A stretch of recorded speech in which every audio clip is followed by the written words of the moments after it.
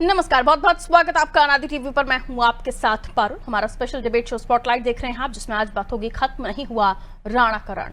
महाराणा सांगा पर विवादित टिप्पणी के विरोध में लखनऊ की सड़कों पर क्षत्रिय संगठन ने सपा के खिलाफ मोर्चा खोल दिया है। महापुरुषों का अपमान नहीं सहेंगे के नारों के साथ 10 नब्बे चौराहे से गांधी प्रतिमा तक महासंग्राम यात्रा निकाली गई, जिसमें 36 से ज्यादा क्षत्रिय और सामाजिक संगठन शामिल हुए।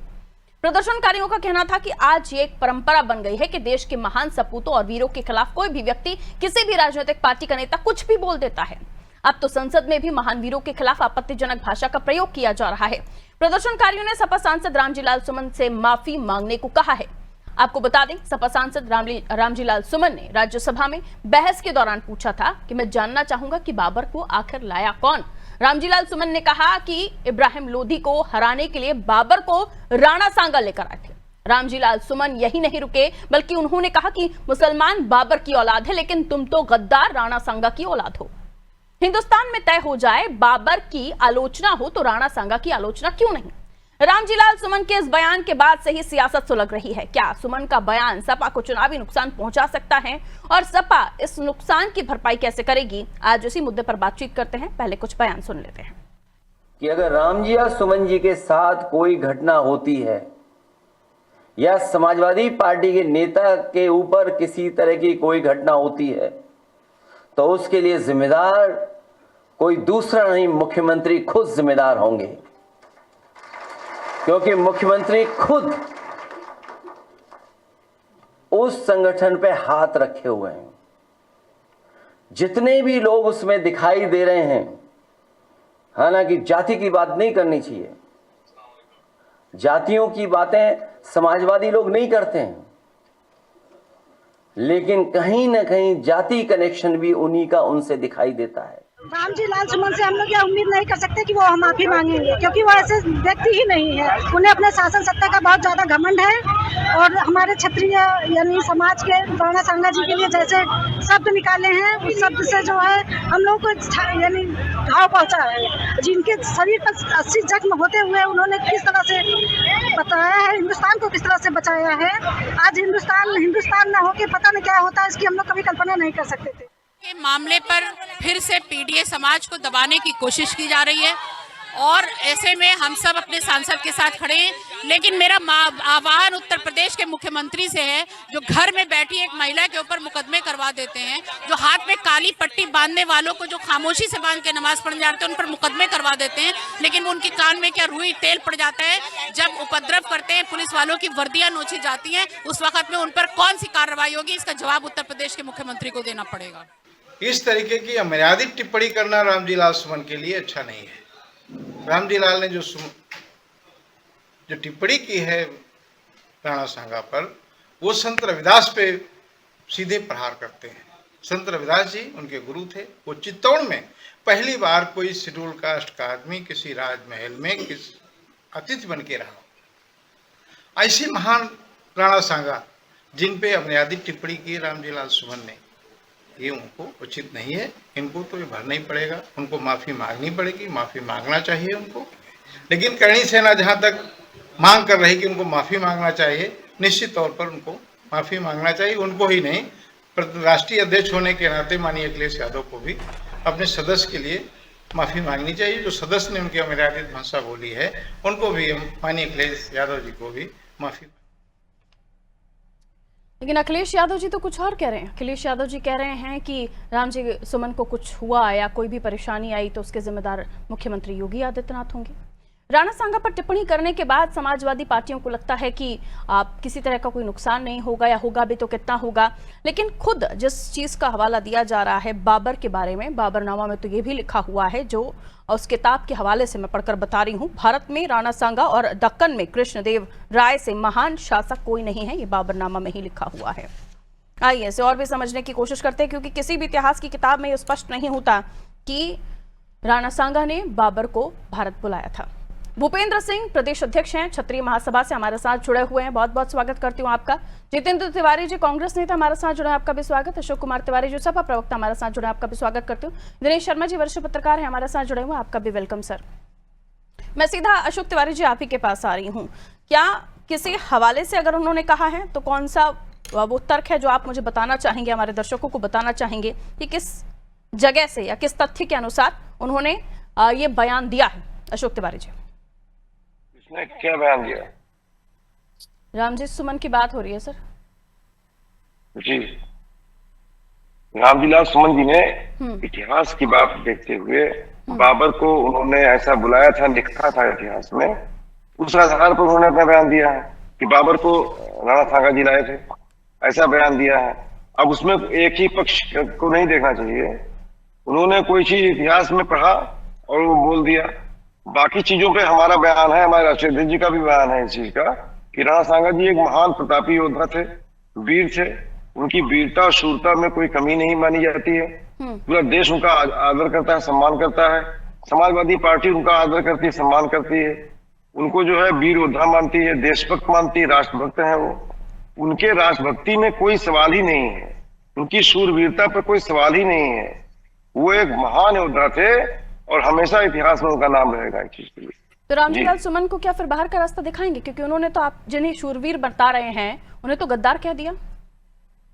उन्होंने एक बात पर कह दिया और वो ऐसी बात है कि जो है उन्होंने देखा कि बाबर को लाया था, इस पर उनके जो समझ में आया, उनके जो विचार हुए, उस पर उन्होंने पूरा अध्ययन नहीं किया होगा। इतिहास की बातें विचारों से कही जाएंगी। उन्होंने अपनी एक पक्ष पढ़ा, इतिहास का एक पक्ष पढ़ा, एक पन्ना पलटा, और पन्ने नहीं पलटे उन्होंने। तो सदन में गलत जानकारी देने आपके नेता जाते हैं? नहीं, गलत जानकारी की बात नहीं है, कोई गलत जानकारी की बात, बल्कि उनके साथ अन्याय हुआ है। रामजीलाल सुमन जी के साथ इतना बड़ा अन्याय हुआ है। आगरा में किस तरह घटना हुई है, किस तरह से उनके ऊपर जो है, क्या अन्याय हुआ है उनके ऊपर, अरे किस तरह से जो है एक तरह से हमला किया गया उनके ऊपर, घर पे हमला किया गया, उसमें कोई कार्रवाई अभी तक बड़ी नहीं हुई है।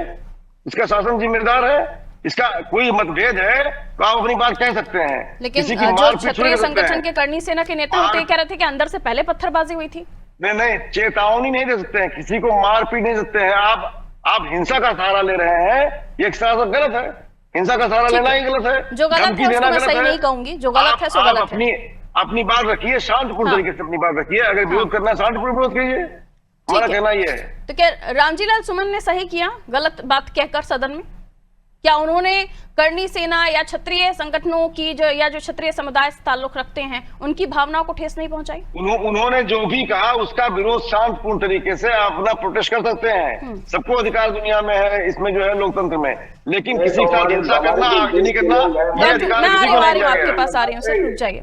बारी बारी से आऊंगी, बारी से आऊंगी, रुकिए। कहीं पर आप हिंसा करेंगे, आगजनी करेंगे, ठीक है, गुंडागर्दी करेंगे, भूपेंद्र सिंह जी, सरकार आपको प्रोटेक्शन देगी, ये गलत है ना। ठीक है, भूपेंद्र सिंह जी क्या कहना चाहेंगे?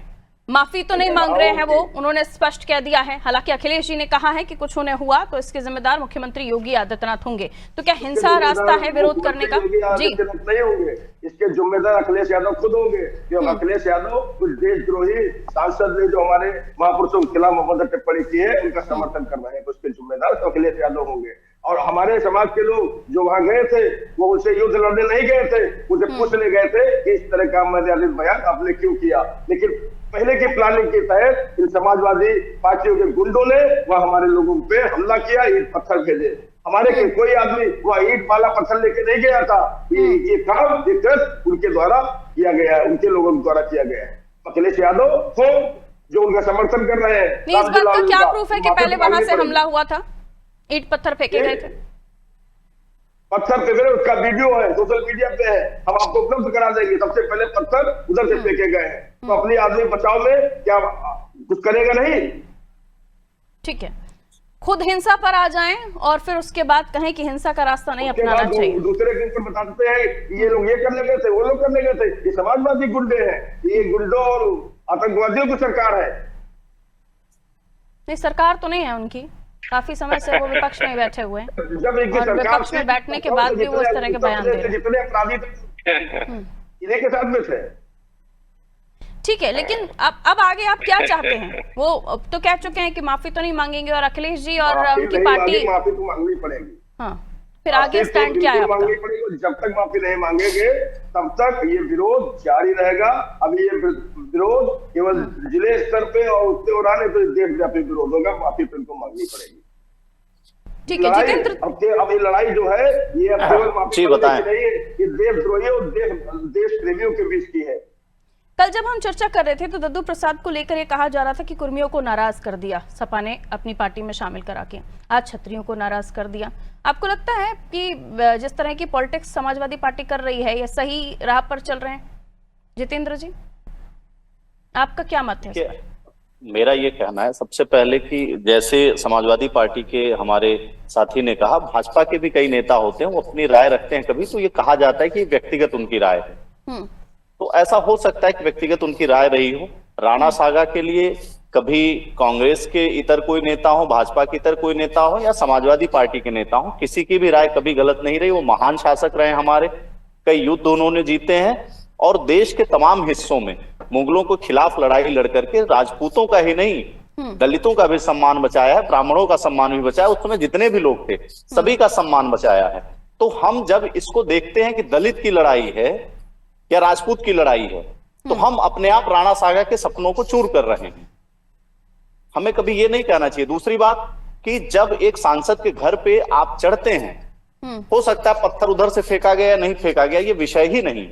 सांसद के घर पे अगर आप बात करने जाते हैं तो आपके 2-4-10 लोग जा सकते थे, एक प्रतिनिधि मंडल बना करके आप जा सकते हैं मिलने, वो भी जिलाधिकारी के माध्यम से जाना चाहिए था। अगर आप मानते हैं कि हम नियम कानून को मानने वाले हैं, अगर आप ये मानते हैं कि हम राणा सागा के समर्थक हैं, हम राणा सागा के वंशज हैं, तो आप इस बात को भी आपको मानना चाहिए कि जब भी युद्ध होता था तो बाकायदे घोषणा करके युद्ध होता था। कभी भी अचानक युद्ध हमारे राजपूत सैनिकों ने नहीं किया है, कभी भी हमारा भारत देश धोखे से युद्ध नहीं किया है। इसीलिए कई बार हमने धोखा खाया, इसीलिए कई बार हम गुलाम हुए। लेकिन मुगलों में और भारतीयों में अंतर रहा है कि मुगल हमेशा अचानक से हमला किए हैं और भारतीय कभी भी अचानक से हमला नहीं किया है।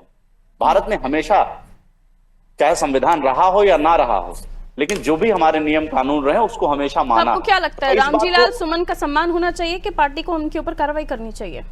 देखिए, ये उनकी पार्टी है, ये उनका विषय है। उनको अगर लगता है कि रामजी लाल ने, सुमन ने गलत बोला है, तो बिल्कुल अखिलेश यादव जी ने बोला भी है कि हम राणा सागा का सम्मान करते हैं। अब मैं भारतीय जनता पार्टी के लोगों से पूछना चाहता हूं और आपसे पूछना चाहता हूं कि समाजवादी पार्टी में ज्यादा ऊपर कौन है? मुखिया कौन है? हमेशा बात किसकी सुनी जाती है? मुखिया की सुनी जाती है। तो अगर आप मुखिया अखिलेश यादव को मानते हैं तो आप ये मानिए कि वो सही कह रहे हैं, या अखिलेश यादव जी किसी को प्रवक्ता बनाते हैं, वो जो बोलते हैं वो सही बात होती है। घर में कई बार ऐसा होता है कि कई तमाम तरह के लोग होते हैं, वो कुछ भी बोल देते हैं। वो कहीं मीडिया में बयान नहीं दे रहे थे तिवारी जी, वो संसद में बात कर रहे थे। उन्होंने कहा, मैंने ये कहा कि मीडिया में बयान दे रहे। हाँ, एक मुसलमानों को बाबर की औलाद मीडिया में- कहते हैं तो राणा सांगा गद्दार है, आप गद्दार की औलादे हो। ये संसद में कहा हुआ बयान है, ये कहीं गली चौराहे पे कहा हुआ बयान नहीं है। देखिए, मैं एक बात कहना चाहता हूँ, मैं आपसे एक बात कहना चाहता हूँ। और वो पार्टी को ही रिप्रेजेंट कर रहे थे संसद में। अभी हमारे भारत देश में अगर दो पक्षों में लड़ाई होती है तो कहीं हम अगर किसी पाकिस्तानी को बुलाएंगे तो हम बुरे कहे जाएंगे या नहीं कहे जाएंगे? तो अगर बाबर को बुलाया था तो हो सकता है वो उनकी राय उस समय सही रही हो, और वही बाबर बाद में हमारे भारत वही देश तो के मैं कुछ पूछना हिस्सों चाहती को हूँ ना, कब्जा कहाँ किया। से पढ़ के, कौन सी किताब से पढ़ के, कहाँ से लेकर आए हैं आप लोग ये बातें? ये बात कहाँ से लेकर आए कि बाबर को राणा सागा भाई ने- किस किताब में लिखा हुआ है? इब्राहिम लोदी से लड़ाई जब हो रही थी, भाई साहब, भारत का इतिहास पढ़िए, वो अंग्रेजों मुगलों का इतिहास मत बिन पढ़िए। पढ़े फिर अब आप बिन इसी के बात पे साथ आ देश जाते की हैं। संसद में कुछ भी कह देना उसमें बोल दे भगत सिंह आतंकवादी और थे, फिर तो क्या राष्ट्रीय मानेंगे? अध्यक्ष आके कहते हैं हम तो सम्मान करते हैं। नहीं, बिल्कुल नहीं मान लेंगे। ठीक है। लेकिन हम ये भी तो कहना चाहते हैं, आप वीर सावरकर की पूजा क्यों करते हैं? अरे वीर सावरकर को आप क्या कहाँ से आ मानते गए हैं? सर यहाँ पे? रुक जाइए, ये डिबेट डिरेल मत कीजिए मेरी, प्लीज रुक कैसे जाइए। है? महात्मा मैं गांधी दिनेश को सर मारने आपके पास वाला आ रही हूँ। व्यक्ति कैसे पूजित हो सकता ठीक है, रुकिए दिनेश सर। दिनेश सर, औरंगजेब से होते होते बाबर और फिर उसके बाद राणा सांगा। दिनेश सर, आवाज मिल रही है? को मानने वाले सावरकर के फोटो पे फूल चढ़ाने वाले लोगों को भाजपा ने रुक जाइए। से निकाला है। रुक जाइए, दोनों रुकिए, मुझे म्यूट करना पड़ेगा फिर। तू मैमे की बहस नहीं चाहिए, तू मैमे की बहस नहीं चाहिए। भूपेंद्र जी आपको भी रुकना होगा, जितेंद्र तिवारी जी आपको भी रुकना होगा, दोनों को म्यूट करवाना पड़ेगा वरना। रुकिए दिनेश सर, आप सुन पा रहे हैं मुझे सर?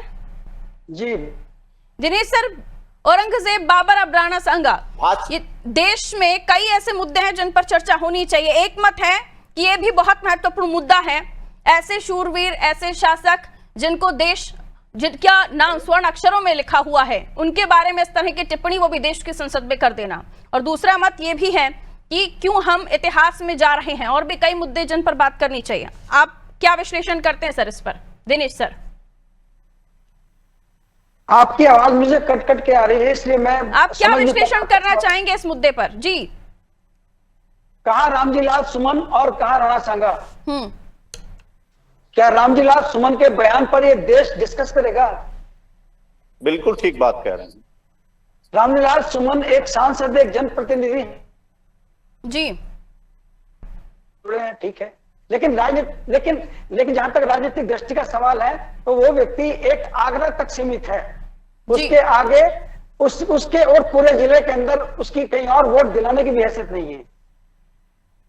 और जहां तक अभी अखिलेश यादव जी ने बोला है कि अगर उनको कुछ हो गया तो क्या हो गया, आपके थप्पड़ मारा तो, अगर आपके थप्पड़ मारा तो हम जाने जी। दिनेश सर, मैं कनेक्ट करवाती हूँ दोबारा से आपको, आपकी वॉइस ब्रेक होके आ रही है। एक बहुत इंपॉर्टेंट बात कही है दिनेश सर ने, और ये बहुत जरूरी भी है कि इस पर बात की जाए।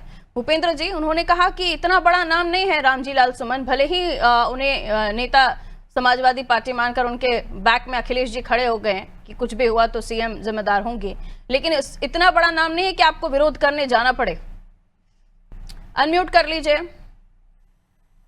रामजी लाल सुमन का बड़ा नाम नहीं है, लेकिन इसका समर्थन उनके पार्टी के उनके आका अखिलेश यादव ने किया है, वो बड़ा नाम है। अगर अखिलेश यादव से बोल देते हैं कि अगर ये गलती हुई तो इस पर माफी मांग लीजिए, तो ये विवाद ये थम गया होता, ये उत्तर प्रदेश या हिंदुस्तान के लोग सड़कों पर न उतरे होते। नहीं, वो लेकिन उनकी बातों का समर्थन नहीं कर। एक सेकेंड, मैं एंकर हूं, मुझे मेरा काम करने दीजिए प्लीज। लेकिन उन्होंने, अखिलेश जी ने उनकी बातों का समर्थन नहीं किया है भूपेंद्र जी। उन्होंने सीधे तौर पर उनकी बातों को कहीं ना कहीं उन्होंने सीधे तौर पर खंडन नहीं किया, लेकिन उन्होंने बता दिया कि वो किस तरह की विचार रखते हैं राणा सांगा जी के लिए। नहीं, बिल्कुल। अगर उनके अखिलेश यादव के चाचा दूसरे दिन उनके आवास पे जाके उनको पीठ नहीं थपथपाई होती तो रामजी सुमन ने माफी मांगी होती, ये मामला यही खत्म हो गया होता। उनके राष्ट्रीय अध्यक्ष ने आपका कहना है कि अगर उन्होंने अखिलेश जी ने माफी मांगने के लिए नहीं कहा, यानी वो उन्हें श्रेय दे रहे हैं? बिल्कुल नहीं कहा है, ये बिल्कुल सत्य है, बिल्कुल नहीं कहा। अगर कहा होता तो ये मामला वहीं तक खत्म हो गया होता, आज कोई विवाद आगे न बढ़ रहा होता। तो हम लोगों की यही मांग है कि अखिलेश यादव ऐसे सांसद को बर्खास्त करे अपनी पार्टी से। अगर नहीं करेंगे तो ये नाराजगी आप पर भारी ना पड़ जाए। और फिर रामजी लाल सुमन, जिनके लिए आप लोग खुद ही कह रहे हैं कि उनका बयान ठीक नहीं है, अखिलेश जी ने उसको लेकर क्लियर भी किया कि उनकी क्या विचारधारा है राणा सांगा जी के लिए, तो फिर ये नाराजगी आप पर भारी ना पड़ जाए? आपको लगता है कर रहे हैं कि राणा सांगा बहुत बड़े महान योद्धा थे, तो अखिलेश यादव उनकी तरफ से अपना माफी मांग ले कि उन्होंने जो बोला भावावेश में बोला है, इसके लिए पार्टी उनसे माफी मांगती है। ऐसे महापुरुषों के खिलाफ क्षत्रिय संगठन, क्षत्रिय समाज अशोक जी माफी की मांग कर रहा है। पारुल जी केवल क्षत्रिय समाज नहीं कर रहा है, आज लखनऊ जिले में। ठीक है भूपेंद्र जी, रुकिए, जवाब आने दीजिए। आपका सवाल हो गया भूपेंद्र जी, जवाब आने दीजिए। जी कहें। जी पारुल जी। अशोक जी, बहुत कम शब्दों में अपनी बात कहिए। जी बिल्कुल कम शब्दों में बात करूंगा, हमको ज्यादा बोलने की इच्छा नहीं है। जी मैं कहना चाहता हूँ पारुल जी कि जो है ये बहुत बड़ा मैटर है, इसमें तो शय दिया जा रहा है। आज सरकार के द्वारा, योगी आदित्यनाथ जी के द्वारा, मैं जातीय बातें नहीं करता, लेकिन कुछ जातीय समीकरण ऐसे होते हैं जिन पर उनके द्वारा शय दिया जा रहा है, जबकि ये जात पात की बात समाजवादी पार्टी करती ही नहीं है। समाजवादी पार्टी जाति की भावना रखती ही नहीं है। फिर भी ऐसा लगता है कि अगर कुछ होता है, जिस तरह से करणी सेना के लोग जिस प्रकार से अपने आवेश में आकर के अपनी बातें रखते हैं, संभल में जिस तरह की हिंसा हुई थी, वहां पर कौन सी जाति को कौन सा संरक्षण मिल रहा था अशोक कुमार जी? और हिंसा का रास्ता अख्तियार करते हैं, ये अच्छी बात नहीं है। लोकतंत्र में हमें शांति से कह रहे हैं उनके पास फुटेज है, सोशल मीडिया पर सारी चीजें हैं, अपनी वो पत्थरबाजी अंदर से हुई थी। पहले आप हिंसा की बात कर रहे हैं, वो कह रहे हैं हिंसा तो पहले उन्होंने शुरू की थी। वो क्या कह रहे हैं अलग विषय है, सभी जानते हैं। अलग विषय नहीं है अशोक जी, यही टॉपिक है और इसी से जुड़ी हम चर्चा कर रहे हैं। दलित का उत्पीड़न करना, एक दलित को सताना, एक दलित के ऊपर आक्रमण करना, ये छोटी बात नहीं है लोकतंत्र में। दलित के ऊपर ठीक है, दिनेश शर्मा जी के पास जाएंगे हम। नहीं है, और ये दलित के ऊपर आक्रमण करना भारी पड़ेगा। आज सरकार जिस तरह संरक्षण दे रही है ये अच्छी बात नहीं है। प्रेमियों के ठीक है, लेकिन राणा सांगा जी तो दलितों की भी दलित भी उनको मानते हैं ना, उनको योद्धा मानते हैं ना, उनको शूरवीर मानते हैं ना। फिर एक दलित दूसरे शूरवीर दलित का अपमान, दूसरे शूरवीर ऐसे योद्धा का अपमान कैसे कर सकते हैं? राणा सांगा जिनको जी खुद हमारे दलित भी आदरणीय मानते है, ये अपमान हमारे नहीं आदरणीय है। राणा है। सांगा जी को गद्दार हमारे कहना देश अपमान के- नहीं है। हमारे देश के महान शूरवीर हैं। तो फिर आपको अपनी गद्दार बात कैसे कहनी हो गए है, आप सर? शांतिपूर्ण तरीके संसद में आप आपके नेता शांतिपूर्ण गद्दार बात करिए। कहते हैं, उसके बाद आप लोग अगर डैमेज आप कंट्रोल हिंसा करते हैं। करेंगे या हमारे सांसद का कोई ठीक है, अब नुकसान दिनेश जी को करेंगे, ही कर रही हूं मैं। सांसद को छुटा तो ये योगी जी की जिम्मेदारी है। योगी जी जिम्मेदार होंगे इस चीज के, अगर हमारे सांसद का कोई भी नुकसान किया, बाल बाका किया गया अगर तो। दिनेश सर आपका विश्लेषण सर। कहते हैं कि जो लोग इस तरह बयान करते हैं उनको हम जला देंगे। रुकिए भूपेंद्र जी, रुक जाइए, अब रुकिए जी। दिनेश सर अनम्यूट कीजिएगा। दिनेश सर अपना डिवाइस म्यूट है, आप अनम्यूट कीजिएगा सर। दिनेश सर म्यूट है, आप अनम्यूट कीजिए जी। दिनेश सर आवाज आई? जी सर। देखिए, हम ये एक डेमोक्रेटिक राष्ट्र है। इस समय राणा सांगा साहब का या और जितने भी शूरवीर हमारे देश के हुए हैं उनका बहुत बड़ा सम्मान है, बहुत बड़ा उनका रुतबा है। तो ये रामजी सुमन टाइप जितने लोग हैं इनके बोलने से उस महान शूरवीर के ऊपर कोई आक्षेप असर नहीं कर सकता। वस्तुतः ये 2027 का जो इलेक्शन है उत्तर प्रदेश के अंदर, उसमें अखिलेश यादव जी का एक बहुत बड़ा फ्रस्ट्रेशन है। उन्हें लग रहा है कि हमारी स्थिति 27 सीटों तक भी पहुंच जाएगी तो बहुत बड़ी बात है। इसलिए वो किसी भी प्रकार का जाति से लेके और किसी प्रकार का हिंसक किसी का काम से लेके ये एक वो बनाए हुए हैं और ये बनता रहेगा। और इस प्रकार के ये घटनाक्रम, इस प्रकार की चीजें सामने आती रहेंगी। रामजी सुमन को खारिज करना चाहिए आपको, और आप फोकस करिए अखिलेश यादव पर, जो वहां से ज्ञान देते हैं अपने इन नेताओं को कि अब आप ऐसे हिंसा करिए, अब आप ऐसे करिए, अब आप ऐसे करिए। जातिवाद की राजनीति तो अखिलेश यादव के समाजवादी पार्टी का एक मुख्य आधार है। ये कैसे डिनाई कर सकते जातिवाद को? जी कहिए अशोक जी। इसलिए जी कंप्लीट कर लीजिए दिनेश सर, कंप्लीट कीजिए जल्दी। इसलिए ये मुद्दा, पहली बात तो अब उतना रिलेवेंट नहीं रह गया है। इस ये मुद्दा दम छोड़ चुका है। रामजी सुमन को थोड़ा फोकस में आना था और अखिलेश यादव को थोड़ा सा एक अपने बयानों को रिफ्रेश करना था, वो उन्होंने कर दिया। अब इसके आगे ये देखना होगा कि अब कौन सा एजेंडा आ रहा है, अब कौन रामजी सुमन पैदा होने वाले हैं। अब ये देखिएगा जनाब, ऐसे अवधेश प्रसाद एपिसोड खत्म हो गया ना अयोध्या वाला। उत्तर प्रदेश की राजनीति के सारे पन्ने स्पष्ट कर दिए दिनेश सर ने। अशोक जी कुछ और पक रहा है अंदर खाने? कुछ नहीं पक रहा है। हम लोग तो जो है एक तरह से जनता की लड़ाई लड़ रहे हैं। आज आरक्षण का हक मांग रहे हैं, आज हम महंगाई दूर करने की बात कर रहे हैं, आज बेरोजगारी दूर करने की बात कर रहे हैं, कानून व्यवस्था जो खत्म हो चुकी है, जो नहीं, जैसे दिनेश सर कह रहे थे कि आपके नेता लाइमलाइट में आने के लिए इस तरह का बयान देते हैं, पहले अबू आजमी जी और अब ये सर्वोच्च न्यायालय ने भी कहा है कि उत्तर प्रदेश की व्यवस्था, कानून व्यवस्था बिल्कुल कमजोर हो चुकी है, बिल्कुल विश्वास नहीं किया फिर जाता आपके इसके नेता ऊपर। व्यवस्थाओं पर बात क्यों नहीं करते? बयानबाजियां कभी अबू सवाल- आजमी जी कुछ और कहने लगते हैं, अब फिर अब ये रामजी सवाल इस सुमन बात कुछ का और कह है रहे हैं। जी। रामजी सुमन जी एक आदरणीय व्यक्ति हैं, हमारे जो है सांसद हैं, दलित हैं, कमजोर वर्ग से आते हैं। उनके ऊपर अगर कोई प्राणघातक हमला किया जाएगा, कोई क्षति की जाएगी, इसके जिम्मेदार शासन होगा, योगी जी होंगे। हाँ वो तो पर्चे स्पष्ट रूप चिपका से दिया आपने, वो तो हमारा पर्चे देखिए। चिपका दिया आपने, जी। ठीक है। लेकिन सवाल ये है कि अगर वो कितने भी अच्छे आपके प्रिय नेता हो ऐसे बयान जाएं, देते ही किसी क्यों भी हो? शूरवीर योद्धा के खिलाफ इस तरह की बयानबाजी नहीं कर सकते ना। उस पर तो आपको जवाब देना पड़ेगा उन लोगों को जो नाराज हैं। ठीक है, जब इस समय इतिहास के पन्ने पलटे जाएंगे तो उसमें कोई पन्ना पलट गया, उनका भी पलट गया कोई पन्ना ऐसा। जी नादानी में ही कर लेते हैं आपके नेता कुछ भी नहीं। विदेशियों ने जो किताबें तिवारी जी, लिखी है, जितेंद्र उनका तिवारी जी क्या कहिए। जी जितेंद्र तिवारी जी, नादानियां आपकी पार्टी में भी हो रही है क्या? ऐसा तो नहीं है नादानियां आपकी पार्टी में भी होने लगी नहीं, हैं? हमारी पार्टी हमेशा इतिहास के ही दम पर देश की आजादी में शामिल रही और इतिहास को हमेशा मानने वाली, सम्मान करने वाली पार्टी है। किसी भी व्यक्ति को, जो भी हमारे राणा सांगा रहे, महाराणा प्रताप जी रहे, शिवाजी रहे, सभी सम्मानित रहे हैं, सम्मानित रहेंगे हमेशा। मैं सिर्फ इतना कहना चाहता हूं कि जो भी हमारी सेना के लोग हैं, चाहे वो क्षत्रिय समाज से जुड़े हों, चाहे वो भारतीय जनता पार्टी से जुड़े लोग हों या कोई भी हो जी, रामलाल जी सुमन ने गलत कहा है, इस बात को कोई कह ही नहीं रहा है कि नहीं उन्होंने सही कहा है। अखिलेश यादव जी भी नहीं कह रहे हैं। तो अब उस पे दिनेश जी ने एक बात ठीक कहा कि उस बात पे फोकस नहीं करना चाहिए। मीडिया को भी अभी कल पेट्रोल डीजल महंगा हुआ है, गैस महंगी हुई है, इस पे फोकस करना चाहिए, है ना। और हम व्यक्तिगत रूप से भी कह रहे हैं, अपने पार्टी की भी तरफ से कह रहे हैं। फोकस लेकर आई है ना आप लोग के नेता, फोकस लेकर आ कहां रहे हैं? अबू आजमी जी वहां से शुरू होते हैं, औरंगजेब, नहीं ऐसा नहीं है। देखिए राणा सांगा, फोकस तो मीडिया करती है ना। मीडिया बयानबाजियां बंद कीजिए ना, फिर बयानबाजियां आप बयान देते रहे, मीडिया दिखाए बिना, ये अच्छा है। अरे बहुत लोग ऐसे बयान देते हैं मैडम, ऐसा नहीं है कि पहली बार पोस्ट करते रहे और मीडिया दिखाए बिना, ये अच्छा है। पहली बार ऐसा नहीं है कि एक्स पे पोस्ट राहुल गांधी ने महंगाई पे भी किया है। हाँ। कितनी मीडिया ने दिखाया है? एक्स पे पोस्ट प्रियंका गांधी जी ने महंगाई पे भी किया है। कितने मीडिया ने दिखाया? पूछा तो ये भी गया था कि वक्फ संशोधन विधेयक को लेकर क्यों नहीं बोले संसद में, हुआ ना, तब उसको लेकर नहीं कुछ किया, दिखाया, उस पर डिबेट नहीं बैठाना चाहिए। देखा कीजिए सर, सब दिखता है, सब दिखता है। सुप्रीम कोर्ट लेकिन क्षत्रिय समुदाय के लोग इतनी बड़ी तादाद में अगर विरोध कर रहे हैं तो उस समुदाय की बातों को भी निराधार नहीं किया जा सकता ना।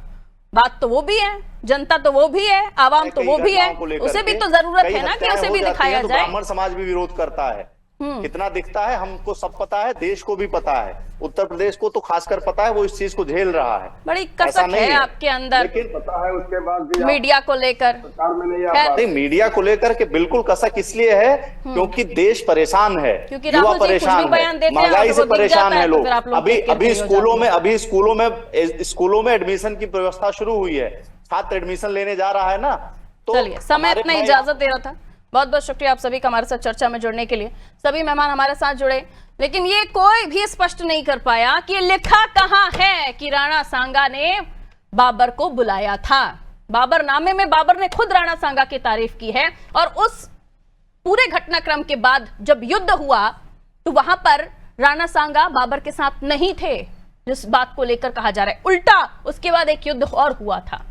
ये तमाम इतिहास की बातें हैं जो अलग अलग किताबों में है, लेकिन उन किसी भी किताब में स्पष्ट कहीं नहीं लिखा हुआ है कि राणा सांगा ने बाबर को बुलाया था इब्राहिम लोधी के साथ युद्ध लड़ने के लिए।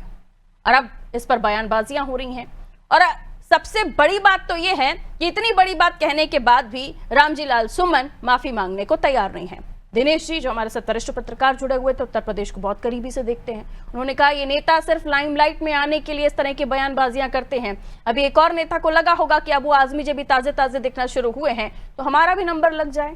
और अभी अशोक जी तो कह ही रहे थे कि पुराना पन्ना पलट दिया था, कुछ आ गया होगा सामने तो कह दिया।